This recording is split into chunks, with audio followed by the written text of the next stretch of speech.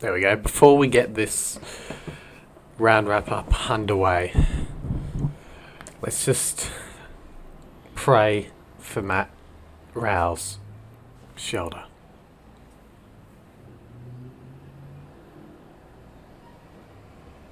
Alright, now that's done. Let's get in to the round review for round 5. Plenty of results to talk about this week, plenty of shock results to talk about, plenty of injuries and such to talk about, so let's get right in to the round review. Hello.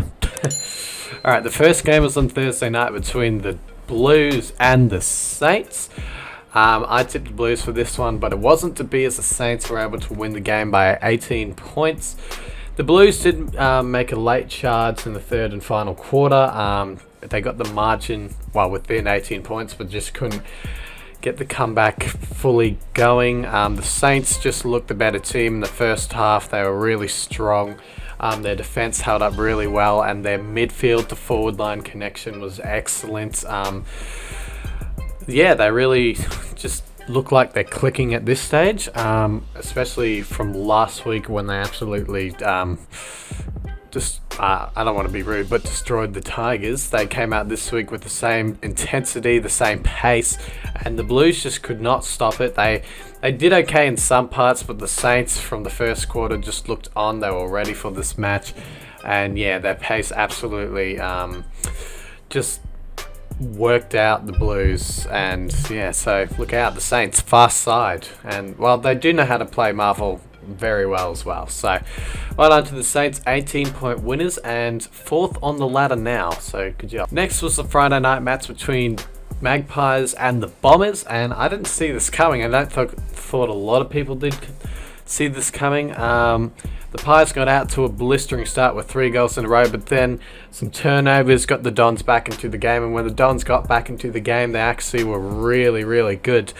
They applied a lot of pressure on the Magpies backline and midfield, and the Pies, again, like they did last week, they struggled with forward line entries. They had a heap of forward line entries, but just couldn't make anything out of it, and just couldn't find the goal that they needed. They mounted a comeback in the final quarter, but the Bombers were mature enough to halt the comeback and to win the game by 15 points over the Magpies on Friday night.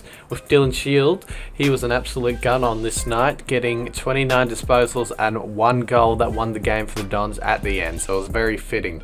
The Saturday games start off first with the Eagles versus the Swans from Metricon Stadium. It sounds weird, I know. The Eagles picking up their 2nd win of the season, their 1st win in the Gold Coast Hub against the Swans. It was like what I said it was going to be in my tipping video. It was a very competitive start to the match of the Eagles and Swans both landing blows. The Swans actually had the early jump in this one, but the Eagles were then able to hold the Swans forward line and just really work well in the midfield and the forward line to get scores on the board themselves. A much needed win this one was for the Eagles. They played really well. They played like a team that really needed the win, and they did, obviously. Only winning 1 game in the season and really struggling in their hub. The Swans, on the other hand, after the good start, they really seemed to struggle. I know they've got a bit of injury concerns, so that didn't help them out at all. It just seemed to be like the Eagles on this day. The marks were back. The good forward line marks were back. Oscar Allen seemed back in the game, which was really good to see. And the Eagles were able to win this by 34 points. 34 points. The Cats versus the Suns came next, and boy, this was depressing because Matt Rao got injured in the first quarter. He popped out his shoulder, and it was very sad from there. The Cats got the early jump. The Suns actually kicked the first goal of the game, but then from there on, the Cats absolutely jumped the Suns in the first quarter, absolutely took control of the game. It was just all Geelong in the first quarter. The Suns, though, did mount a challenge in the second and third quarter, though. They looked really good in the second quarter, the Suns. They seemed to have everything clicking in the second quarter. They were able to mount a comeback, get the game pretty much back on their terms. It was pretty much all the Suns in the second quarter. The Cats getting replies here and there. And in the end, it was pretty much the Suns that cost themselves the game with so many turnovers. And with a team like Geelong, the Suns were just looking for these perfect kicks that had to go right, and when they didn't go right, Geelong were able to gobble it up and get it into their forward line and kick goals themselves. So it was really the Gold Coast Suns who hurt themselves on this day and just couldn't get the job done when it needed to be, and the Cats were able to win this one by 37 points over the Suns. Poor Matt Rowell. Yeah, but they did really try. In the third quarter, it looked like the Suns were all over the Cats, but then the Cats were able to get back into the game from some sloppy turnovers, and from there, it was all Geelong in the final quarter, celebrating Ablett's 350th and Selwood's 300th with a victory. Next was the Dogs versus the Roos at Marvel Stadium. What can I say about this? The Dogs were just absolutely outstanding on this day. They look like a very good team now. Bontempelli's hitting his strides. Everyone in the mid is hitting their strides. It was a good tackle from Sean Atley on Bailey Smith that absolutely knocked the win out of Bailey Smith. It was a great tackle, so bang! And the Dogs just looked the better team on this day. They looked the faster team.